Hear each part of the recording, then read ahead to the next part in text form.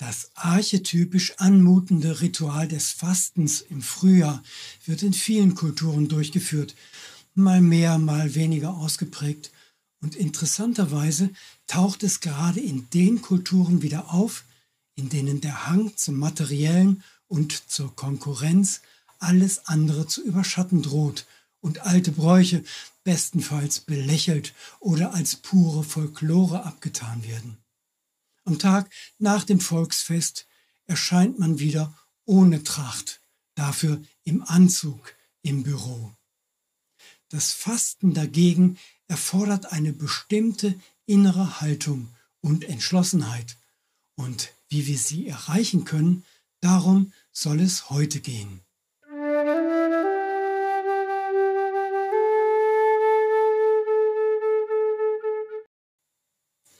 Viele sehen das Fasten als ein steinzeitliches Ritual, das unsere Vorfahren gezwungenermaßen durchführten, wenn am Ende des langen Winters die Vorräte aufgebraucht waren. Damals war es eine Überlebensstrategie, die sie rituell in den Ablauf der Jahreszeiten einfügten.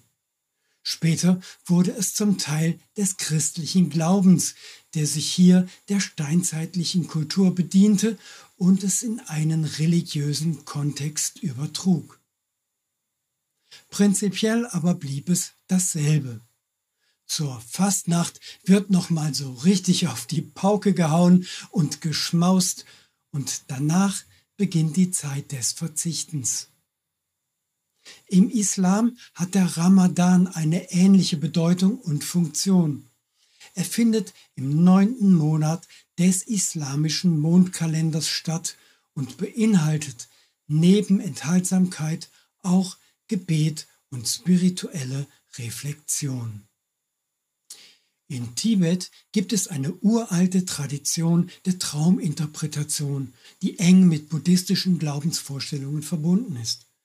In dieser Kultur gehören zum Fasten auch spirituelle Praktiken und eine intensive Auseinandersetzung mit den Träumen. Die Tibeter glauben, dass ihre Träume während des Fastens intensiver und bedeutungsvoller werden und sie nutzen sie als Wegweiser für persönliche Entscheidungen oder zur Erlangung von Einsicht in ihr Leben. Ich selbst faste regelmäßig und kann bestätigen, dass sich die eigene Traumwahrnehmung währenddessen verändert. Fasten kann man demnach als eine Art Selbstreflexion betrachten. Es hilft einem, den Körper zu reinigen, den Kopf frei zu bekommen und sich besser mit seinem innersten Wesen zu verbinden. Als eine Art Nebeneffekt lernen die Tibeter Techniken zur Traumerinnerung und Trauminterpretation, was ihnen ermöglicht, die Träume aktiv in ihre Lebensführung einbeziehen zu können. Diese Praktiken sind nicht nur spirituell motiviert, sie haben auch psychologische Vorteile, indem sie helfen, Stress abzubauen und emotionale Probleme zu verarbeiten. Das Fasten ist nicht klein zu kriegen, muss man wohl konstatieren, wenn man sich sogar in unserer Kultur des Reichtums und Überflusses an Lebensmitteln darauf zurückbesinnt bzw. daran festhält. Und an noch etwas anderem besteht bei uns kein Mangel. Grübelei, Sorgen, Gedankenwälzen, inneres Geschnatter und Geplapper und mentale Wiederholung immer desgleichen. Das alles steht dem inneren Frieden im Weg und kann durch das Fasten auf der seelischen Ebene befriedet werden. Das körperliche Fasten ist nicht einfach mit Hungern gleichzusetzen. Bei uns muss man sich schon bewusst dazu entscheiden. Man wird nicht dazu gezwungen. Am Ende des Winters liegen exotische Früchte und vergleichbare Leckereien in den Regalen unserer Supermärkte für uns bereit, bevor die letzten Äpfel des Herbstes aufgegessen oder verschrumpelt sind. Auch unsere hochgepäppelten Legehühner legen keine Winterpause mehr ein. Ich mag gar nicht daran denken, was mit ihnen geschieht, wenn sie es gegen unseren Willen trotzdem tun. auch wenn ich da so eine dunkle Ahnung habe. Und wenn es trotzdem etwas nicht frisch gibt, dann holen wir es uns aus der Gefrierabteilung. Not und Mangel an Lebensmitteln kennen wir schon lange nicht mehr. Ja, wir ist hier ein wenig verallgemeinernd und natürlich gibt es Ausnahmen, die leider wieder häufiger werden. Die Kehrseite unseres Wohlstandes: Wir werden nicht mehr auf natürliche Weise zur inneren Selbstreinigung gezwungen. Wir müssen es aus eigener Entscheidung tun. Einfach mal eine Pause machen mit der Schlemmerei. Die Fastenzeit wieder mit Inhalt statt mit Trüffel füllen. Die wenigsten nutzen die dunklen Stunden des Winters tatsächlich, um zu sich zu kommen und Zeit und Ruhe in der Gemeinschaft seiner Lieben zu finden. Dunkelheit reduziert unsere Aktivitäten nicht mehr.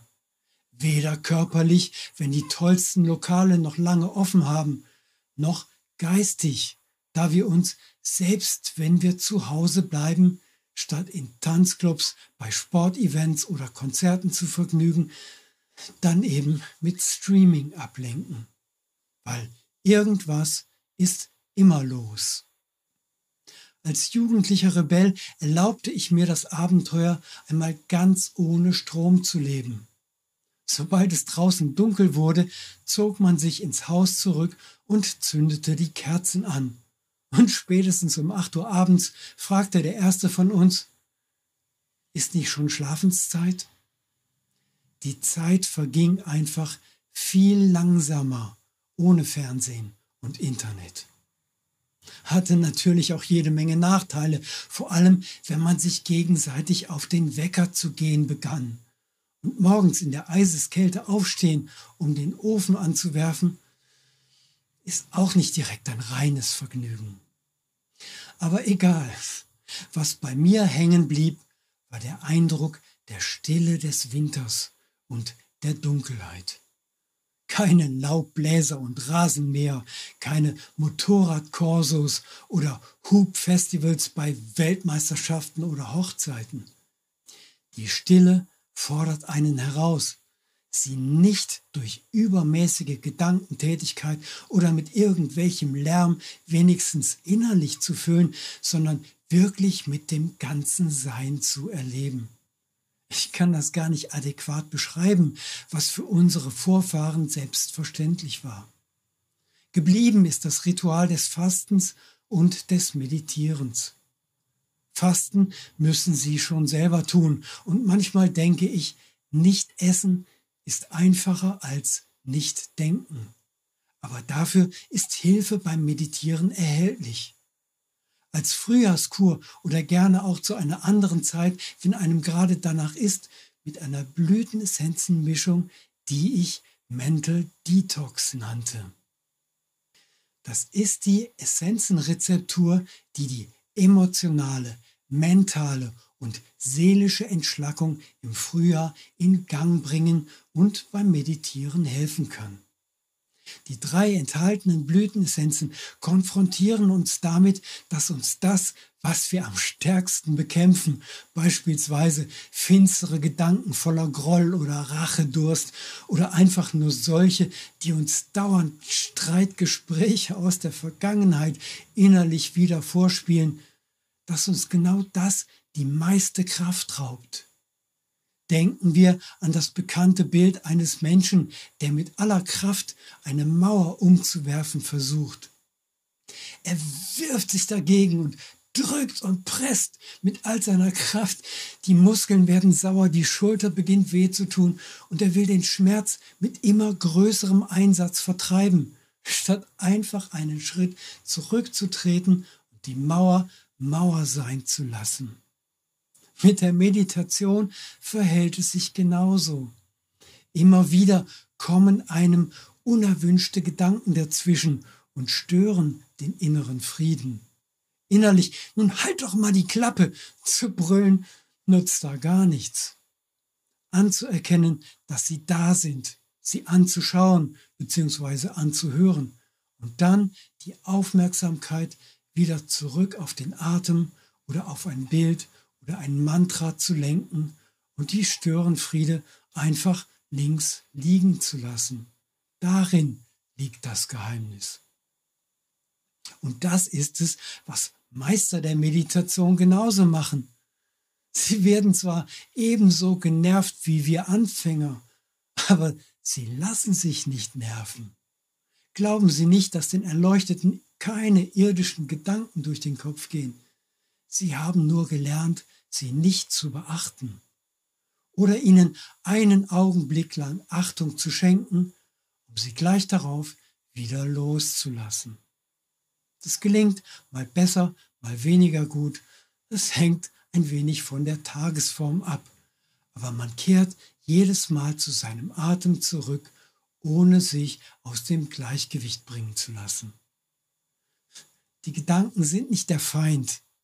Sie sind einfach da und gehören zu unserer menschlichen Grundausstattung.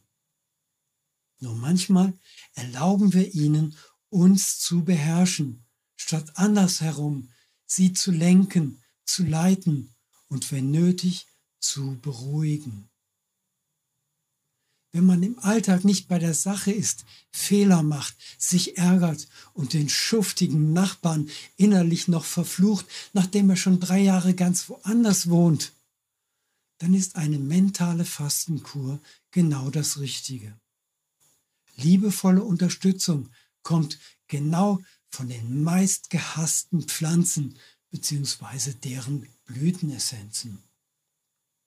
Wobei ganz und gar nichts dagegen einzuwenden ist, wenn Sie das Bild einer der 3 zu Meditationszwecken nutzen und es sich immer wieder vor dem inneren Auge hervorrufen, wenn Ihnen die lange Liste der Dinge, die alle noch zu erledigen sind, dazwischenfunken will. Die 3 Blüten, deren Essenzen die Mental Detox Kombination bilden, sind Bärenklau, drüsentragendes Springkraut und japanischer Staudenknöterich. Diese 3 ungeliebten Pflanzen stehen auf der energetischen Ebene für 3 mentale Gifte, die man nicht dadurch los wird, dass man sie mit aller Kraft bekämpft. Man macht sie dadurch nur stärker. Ignorieren lassen sie sich genauso schwer. Man kann aber versuchen, sie zu begreifen und sich mit ihnen zu versöhnen. Lassen Sie mich kurz erläutern, warum diese 3 vorzugsweise gehassten Pflanzen sich besonders gut dazu eignen, sich mental und seelisch zu reinigen. Fangen wir mit dem Bärenklau an, Heracleum spondylium. Als ich noch in Deutschland wohnte, klingelte eine aufgebrachte Frau an meiner Türe und forderte mich unter lautstark geäußerten Vorwürfen dazu auf, den vor meiner Haustür wachsenden Bärenklau umgehend zu entfernen, wegen seiner Giftigkeit. Ihr Sohn müsse auf seinem Schulweg hier vorbei und das ginge einfach überhaupt nicht. Tatsächlich kann die Berührung der Pflanze bei empfindlichen Menschen die sogenannte Wiesendermatitis auslösen. Ich ging mit ihr nach draußen und streichelte die Pflanze. Nichts passierte. Glück gehabt, könnte man sagen, aber entzündlich wirkt die Pflanze nur, wenn die Menschen dazu bereit sind, mit einer Entzündung auf sie zu reagieren. Interessanterweise wuchs dieser Bärenklau an einer vielbefahrenen Durchgangsstraße, auf der die wenigsten sich an das innerörtliche Geschwindigkeitslimit hielten. Als ich am nächsten Tag nachschaute, war der Bärenklau weg. Sie hatte ihn wohl selbst entfernt, mit Handschuhen nehme ich an. Irgendwie schade, dass sie die viel gefährlicheren Autos entlang des Schulwegs ihres Sohnes nicht gleich mit beseitigt hatte.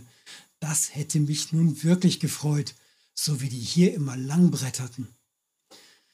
Und es hätte meine Meditation verbessert, die sich nur allzu gerne durch Lärm stören lässt.